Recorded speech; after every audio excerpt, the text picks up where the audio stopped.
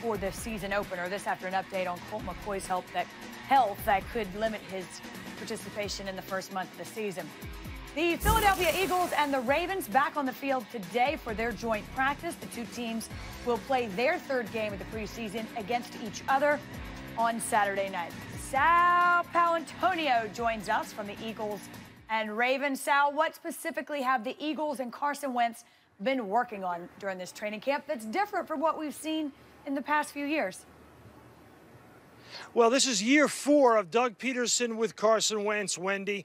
And this is the first time, Doug Peterson told me, this is the first time he's ever had the first-team offense practice exclusively against the first-team defense in training camp. He wants to duplicate as much as possible the preseason games and practice during the season. Number 2, 3 words: tempo, tempo, tempo. They want the ball out of Carson Wentz's hands quickly.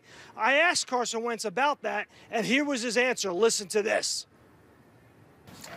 Yeah, I mean, operating fast is always a priority around here. I think, you know, especially going into this season, looking at the weapons we have, for me, it's just distributing the ball quick. You know, get it in the playmakers' hands, let them make plays, trust what I see, and just, you know, make quick reactions, quick decisions. And so, so far I feel good about that.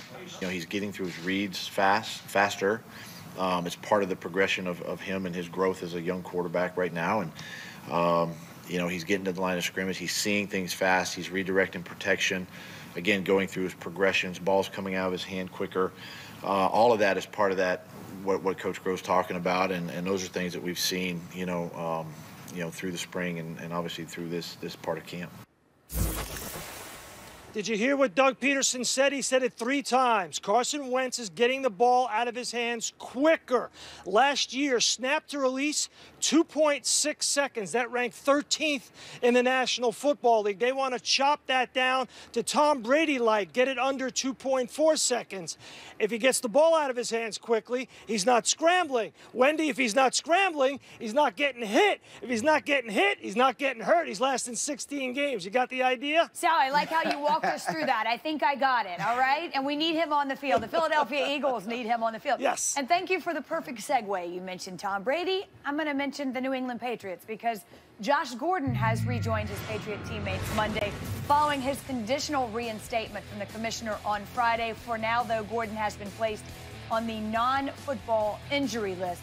But with Gordon back in the fold, the Patriots wide receiver room is improved. Last season, Gordon and Edelman combined to account for 114 receptions and over 1,500 receiving yards. And do not forget, both Cam Meredith and Demarcus Thomas are still on the PUP list.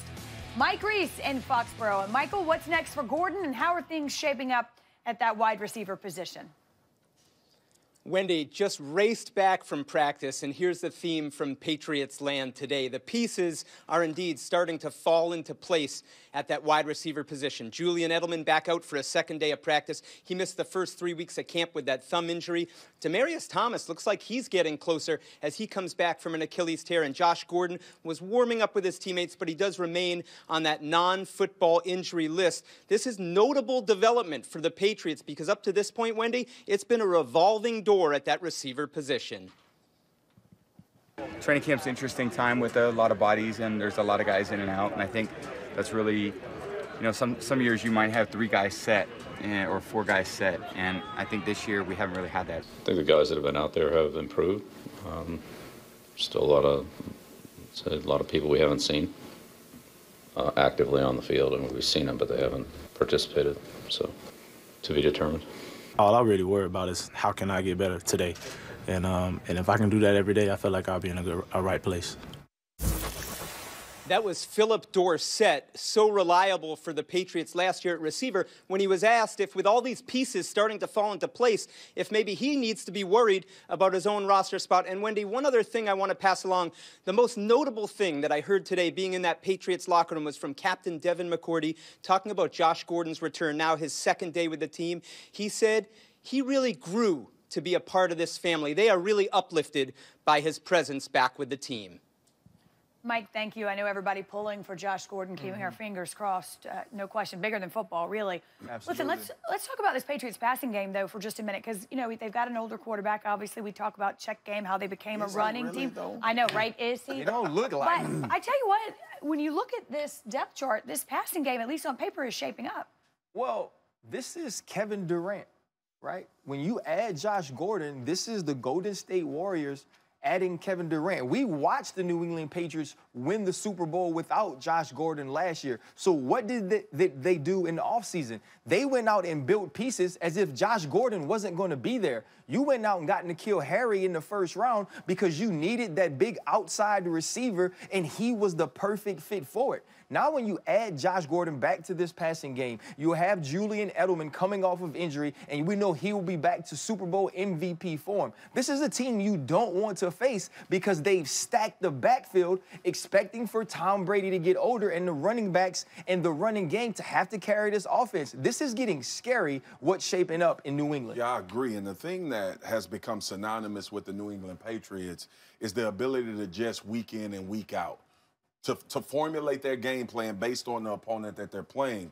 And to give them more pieces, we know how great Tom Brady is. We know how great Sony Michel was in the playoff run when they decided to flip into a running football team. But to have this ability, especially with this type of talent that Josh Gordon provides, if he comes back into this lineup and he's available for 16 weeks and has that ability, they can play any type of football you want to play. And that's scary for a team that already does it at the highest level. Right. Now, they've lost Gronkowski, so they lost a lot on offense. So, yes, they get an addition, a Durant-like addition, whatever you want to call it, but they lose an awful lot in Gronkowski because that was Brady's go-to red zone target. Right. Also inline blocker, too. Countdown. But what's interesting here at the wide receiver position is they've gone from having a lot of question marks to having actual, meaningful roster decisions to make. There's a player during the preseason named Jacoby Myers who's lit it up for the first 2 games. And it's hard to imagine that you're going to go cut that guy right now. So there's another wide receiver that you're going to keep. So who isn't going to make it from that list right now when there's all these good receivers?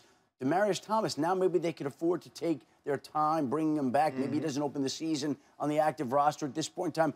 But all of a sudden they've gone from having question marks to having big decisions to make at a position that suddenly seems like it has some depth. They are the ultimate chameleons, this team. It starts with their head coach, Bill Belichick, just trickles down.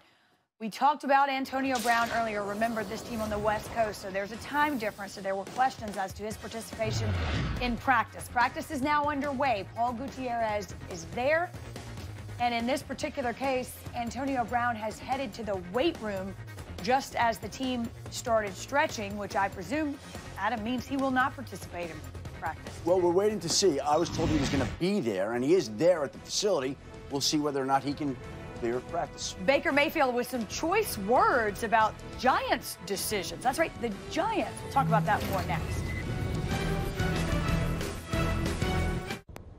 Here in this summer, remember back in April after he signed his $105 million contract, had the shoulder surgery, so everything for him lining up to be ready against the Giants. And Sean Lee as well, he's back to a full padded practice for the first time since Oxnard, California. So the Cowboys' defensive pieces starting to come together. That big offensive piece, though, still in Cabo. Dad, thank you. Yes, he is. And I think, Shefty, if what we can understand is correct, he went back to Cabo after some discussions. Look, he's there. His weight, I've been told, is in the low 220s, the lowest it's been since his rookie year. He's supposedly working out with a trainer there. So I know that Jason Garrett would prefer him in that environment, understandable. But I think if and when they are able to get this deal done, that he'll come back in pretty good shape. Now, the issue is, again, as we're talking about, the longer these things go on, the more people speak out, the more feelings are hurt, the more they're likely to linger. The feelings, the statements, and the holdout while it goes on. Look at Le'Veon Bell last year. He was planning on coming back in. The offensive linemen start talking out, the holdout less. I'm not saying it's because of that, but there are a lot of ruffled feathers. Well, you know, to be continued. Again, nobody's showing any real signs of panic yet, but we're now moving toward the 3rd preseason Because you're here now, bro. Drama. All right, next on NFL Live. Bring it out in us. With Josh Gordon returning to the Patriots yesterday, their receiving core starting to stack up. We'll dive into how much of an impact Gordon will bring to Brady and the offense. Don't know my pain or the pretending